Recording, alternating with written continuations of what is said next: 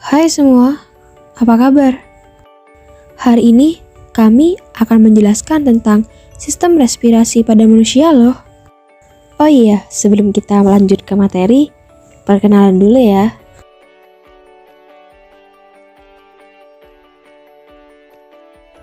Nah, untuk materi yang kita bahas itu terdiri 4 macam, yaitu organ-organ respirasi, mekanisme respirasi, fase di mana mekanisme terjadi, dan juga gangguan-gangguan pada sistem respirasi. 1. Organ, sistem organ respirasi pada manusia. Hidung merupakan organ respirasi paling awal yang dilalui udara. Di dalam rongga hidung terdapat rambut kecil atau sila dan selaput lendir.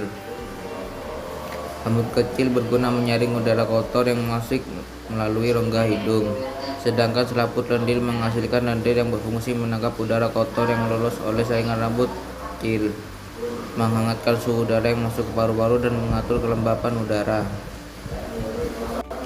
Faring atau rongga tekak adalah daerah dengan perjabangan menuju rongga hidung, esofagus, dan trakea. Faring dilengkapi epiglotis yang dapat membuka dan menutup. A. Dalam keadaan biasa, epiglotis akan selalu terbuka. B. Ketika makanan masuk, epiglotis menutup faring sehingga makanan masuk ke dalam esofagus. Laring, pangkal tenggorokan, adalah pangkal tenggorokan yang terdiri dari lempengan-lempengan tulang rawan. Dinding laring digerakkan otot untuk membuka dan menutup glotis yang menghubungkan faring dengan trakea. Laring dilengkapi dengan pita suara yang terletak pada jakun yang menghasilkan suara. Trakea yang dimaksud dengan tenggorokan adalah batang tenggorokan yang tersusun atas cincin tulang rawan terletak di depan esofagus. Trakea dilengkapi oleh silia dan selaput lendir untuk mencegah udara kotor yang lolos dari saringan hidung masuk ke paru-paru.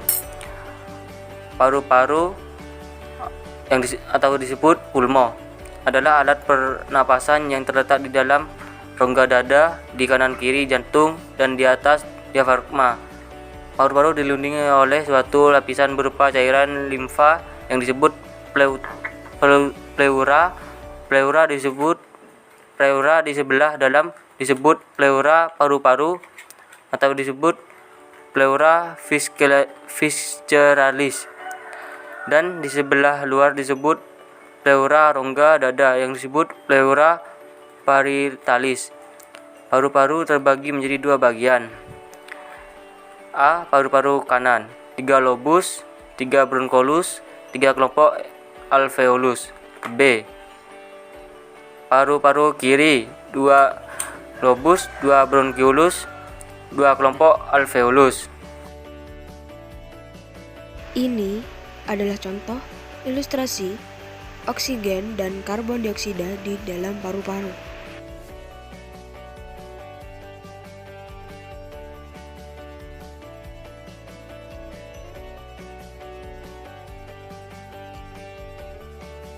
Bronkus adalah cabang trakea yang terletak di bagian dada dan terdiri atas lempengan tulang rawan dan otot halus.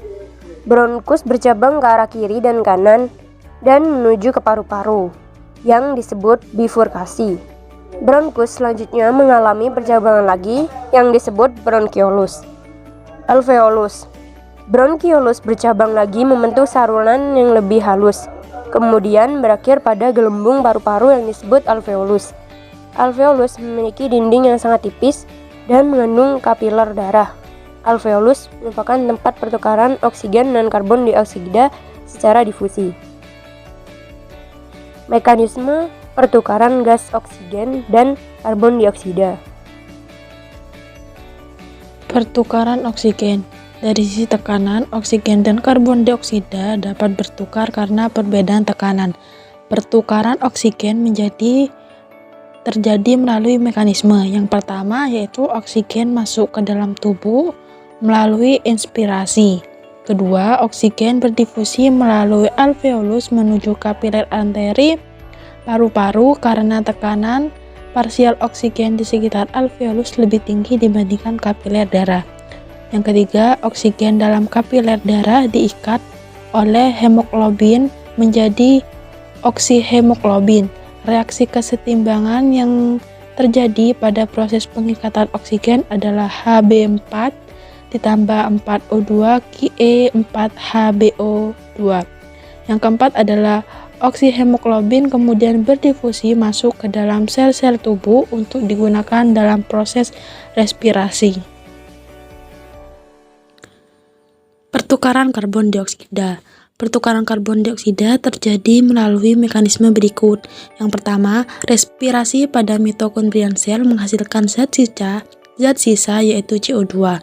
Yang kedua, karbon dioksida berdifusi dari sel menuju kapiler vena karena tekanan parsial karbon dioksida dalam sel lebih tinggi dibandingkan kapiler vena. Yang ketiga, karbon dioksida pada kapiler vena kemudian dibawa menuju alveolus dengan 3 cara. Yang pertama, oleh plasma darah. Setidaknya 5% CO2 larut dalam plasma darah membentuk asam karbonat dengan bantuan enzim karbonat anhidrase CO2 ditambah HO2 D H2CO3. Akibatnya pH darah turun namun dinetralkan oleh ion Na+ dan K+. Yang kedua yaitu oleh hemoglobin setidaknya 30% CO2 membentuk karbaminohemoglobin Hb plus CO2 Ke HbCO2. Yang ketiga, dengan pertukaran klorida setidaknya 65% CO2 diangkut dalam bentuk ion bikarbonat menurut reaksi CO2 plus H2O Ke H2CO3 H2CO3D H plus HCO3 dalam sel H plus bersifat racun sehingga diikat oleh hemoglobin ion bikarbonat yang berada dalam sel darah merah kemudian keluar menuju plasma darah bertukar dengan ion Cl-. Selanjutnya pertukaran karbon dioksida nomor 4 yaitu karbon dioksida dilepaskan oleh darah dan berdifusi melalui alveolus menuju paru-paru. Kelima, karbon dioksida keluar dari tubuh melalui ekspirasi. Fase mekanisme respirasi. Mekanisme pernafasan. Pernafasan terjadi dalam 2 siklus. 1. Fase inspirasi, masuknya udara ke dalam paru-paru karena tekanan di dalam lebih rendah daripada di luar paru-paru. Yang kedua, fase ekspirasi, keluarnya udara dari dalam paru-paru karena tekanan di dalam lebih tinggi daripada di luar paru-paru. Ini adalah ilustrasi fase pernafasan manusia, inspirasi dan ekspirasi.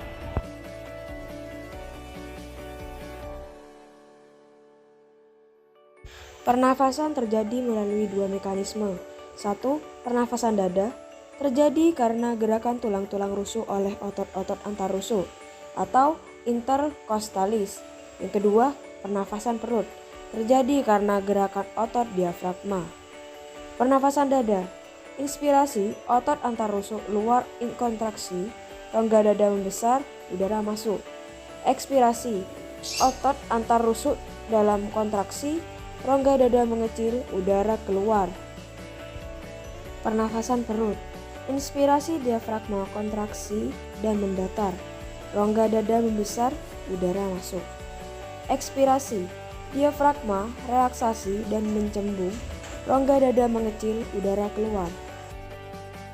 Pernafasan dada.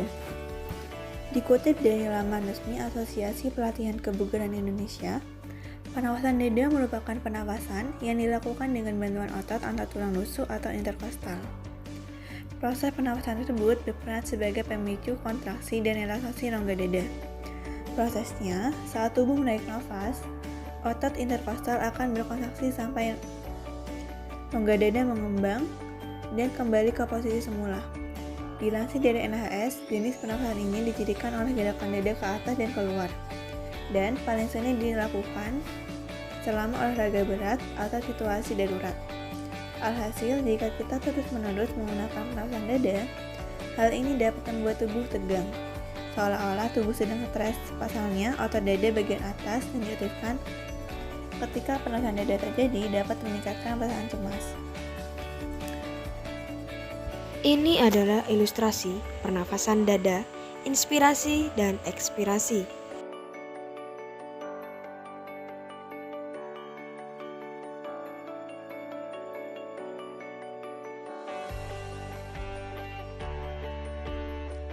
Pernafasan perut. Bila pernafasan dada akan dibantu oleh otot interkostal, pernafasan perut akan dibantu oleh otot diafragma sebagai penggerak utamanya. Nantinya, otot diafragma akan bekerja secara berlawanan dengan otot interkostal. Inilah alasan mengapa pernafasan perut sering disebut juga dengan istilah diaphragmatic breathing atau pernafasan diafragma. Ketika pernafasan perut terjadi, maka pernafasan tersebut akan melibatkan perut, otot perut, dan diafragma sepenuhnya. Dilansir dari Medical News Today, pernafasan diafragma membantu paru-paru terisi udara lebih efisien. Mengutip dari laman American Lung Association, pada dasarnya manusia adalah belly breather yang secara alami memiliki kemampuan bernafas dengan perut. Pernafasan yang tepat dimulai pada hidung dan kemudian bergerak ke perut saat diafragma berkontraksi. Alhasil, perut akan mengembang sehingga paru-paru akan terisi dengan udara. Pernafasan perut pun dianggap sebagai cara yang paling efisien untuk bernafas, karena menarik paru-paru ke bawah. Kondisi tersebut akan menciptakan tekanan negatif di dada, sehingga udara mengalir ke paru-paru dengan baik. Ini adalah ilustrasi pernafasan perut, inspirasi, dan ekspirasi.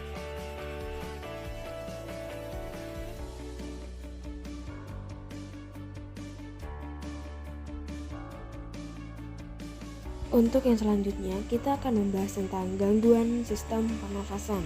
Yuk, kita simak bareng-bareng. Gangguan sistem pernapasan. Yang pertama ada peradangan. Peradangan disebabkan oleh virus, bakteri, dan gaya hidup yang buruk, seperti merokok. Contoh peradangan antara lain adalah sinusitis dalam rongga hidung, faringitis dalam faring, laringitis dalam laring, dan bronkitis atau batuk dalam bronkus. Yang kedua ada difteri. Difteri disebabkan oleh bakteri Corynebacterium diphtherial yang menyebabkan faringitis dan laringitis. Yang ketiga ada hipoksia.